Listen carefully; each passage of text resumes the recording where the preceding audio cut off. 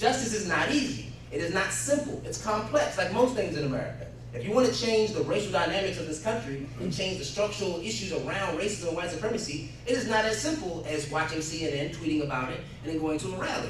You have to put your skin in the game, transform the institutions, divest yourself as a white person from the power structure, and give it to black people. That is justice.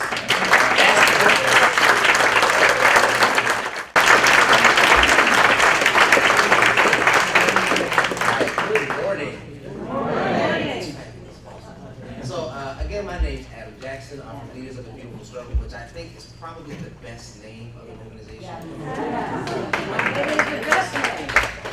So I'm going to talk to you, I'm going to switch up gears a little bit. I know we've been talking about 45 all morning, but I'm going to try to switch gears up and talk about some of the local political work happening in Baltimore and to kind of give you a framing to understand how we can move forward, or how you can move forward as allies in terms of black political struggle, and be allies to people in your community when you go home. So I would like to give you some tools to go back home with, because it wouldn't be right if you came to Baltimore and we didn't talk about Baltimore and talk about the political terrain here. So before I get started, I'm going to talk about the mission of my organization and kind of the perspective that I represent. These are some of our students and people that are in LBS.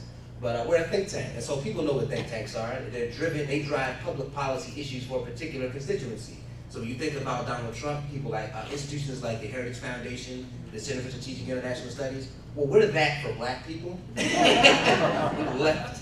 And so what we try to do is to promote an agenda that supports the liberation of black people from structural racism in this country.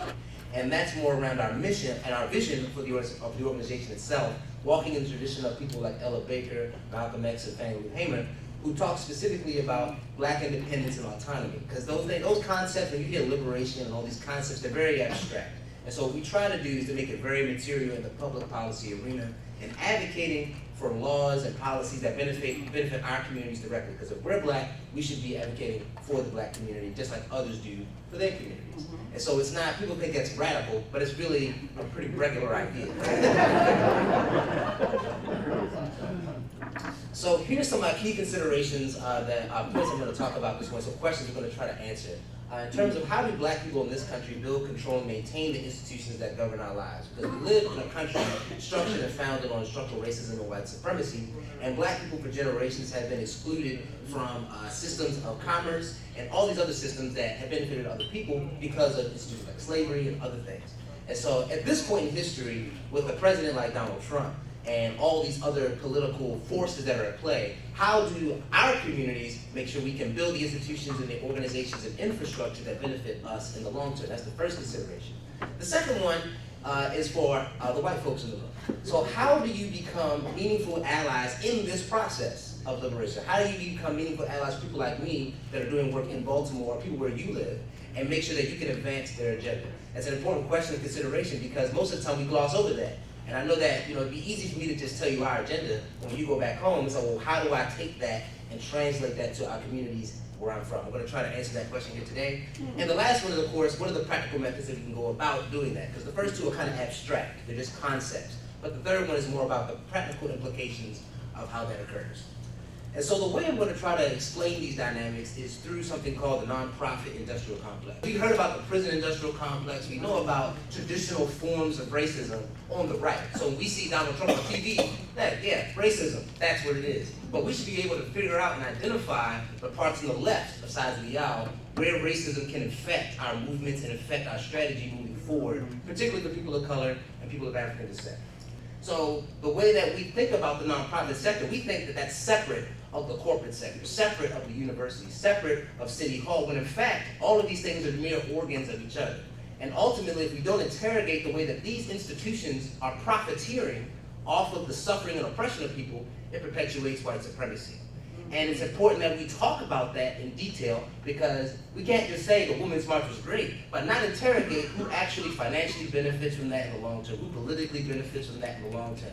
Because I know it may be good in the pop culture sense to say that was great for, to oppose Trump, but who actually benefits from it at the end of the day? Is it black folks? Is it white women? Who benefits and for what purpose? So we got to be able to interrogate these different systems and how they operate in collusion with one another.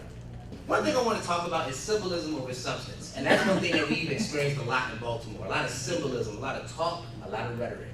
white liberals in Baltimore, just liberals in general, will give us the rhetoric and the conversation around racial justice. They'll make concessions that are convenient. So I know Congressman Raskin talked about the death penalty, minimum wage. These are all convenient concessions for people of color. These are very, very convenient because ultimately it doesn't require that groups of people give up any power, any resources. It means that they can advocate for things that are extremely safe and that ultimately don't change the power dynamics. And in every arena of civil society, whether it be education, criminal justice, what have you, these are the dynamics that infest the left and particularly the white liberals that say they advocate for our communities.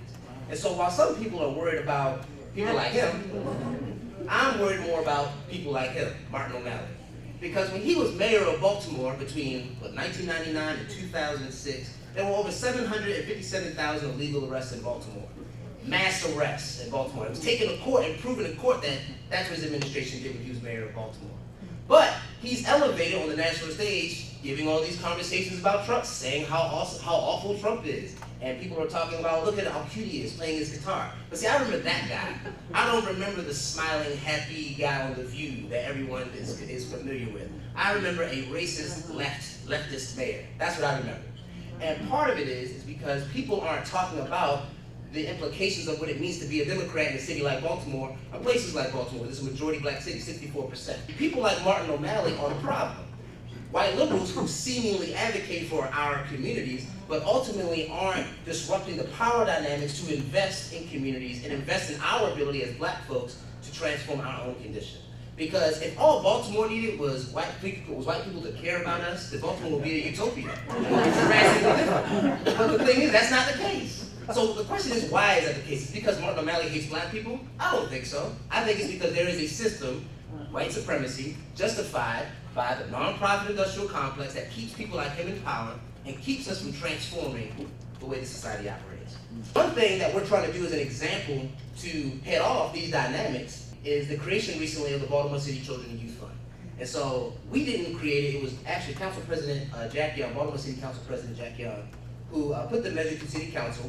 It was vetoed by our former mayor, Stephanie Rawlings-Blake, and then was overridden. That veto was overridden by our city council, and then it was put to referendum in November, when we voted in the presidential election.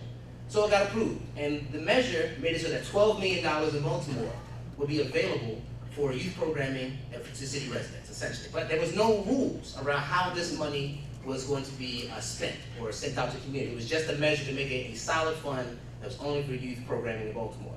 I was actually co-chair of the task force for this youth fund in terms of giving recommendations to the Baltimore City Council around what it should do with the youth fund.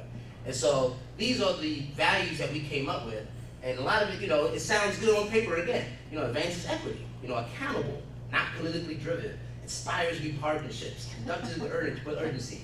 And you have to see it. It's me, I'm on 29, I'm probably the youngest person in the room on this task force. And so you have traditional nonprofit professionals, people like Bob Embry, who runs the Able Foundation, other, accomplished white liberal professionals that are on this task force, other governmental officials that have been working for the city of Baltimore for like 20, 30 years, on this task force being told by me that the money needs to go to black people. So you can imagine how interesting that dynamic must have been. And actually, my co-chair was John Brothers from T. Rowe Price, president of T. Rowe Price's foundation. And so we're talking about these values. In the beginning, everyone loved it. It was fantastic. Yes, racial equity, fantastic. Let's do it. And so we're talking about what we should be doing in our work. We talked about the institution. We talked about what the institution should be in terms of where the money should go. And what we decided is that everyone in the room, even ones that ran foundations, decided that that shouldn't go to the Family League. And it shouldn't be in city government because there's too much red tape. What we need is a new institution, a new intermediary that may be a quasi-public agency, but ultimately that the city residents run and control. And so we were talking about making sure that city residents could have public hearings for who could be on the board, that city residents would replace program officers. Program officers, they make the allocations in foundations. But we were trying to flip that, saying city residents should now be the ones looking at proposals to make allocations for money. So you have a participatory budgeting process, essentially, where residents are controlling where money goes, and that ultimately we decide who gets to be on the board of this institution to govern it. So this is a radically different model, not what exists right now, and people that work in the nonprofit sector know what I'm talking about. It's the boards that decide who's hired, who's fired, where money goes, what priorities are. And so this is radically different. So we get to the second to last meeting, And we've only talked about these things in concept. We haven't gone to the weeds of how we're going to do it. And so then I start advocating that a local black-led foundation, probably the only one in the state of Maryland or the region, Associated Black Charities, that they be the ones to design this new intermediary, because they have the capacity, they have the infrastructure, they have the fiduciary history. So I was like, well, let's make it ABC, and they can design the intermediary. They won't hold the 12 million, but they'll design it. Oh, well, all that polite, nice conversation went out the window. Because I think in people's minds, we say racial equity, we agree with it in theory, we talk about it, but when it came time for the black people to design the black institution that will get the money to black people, luckily, that was the second to last meeting.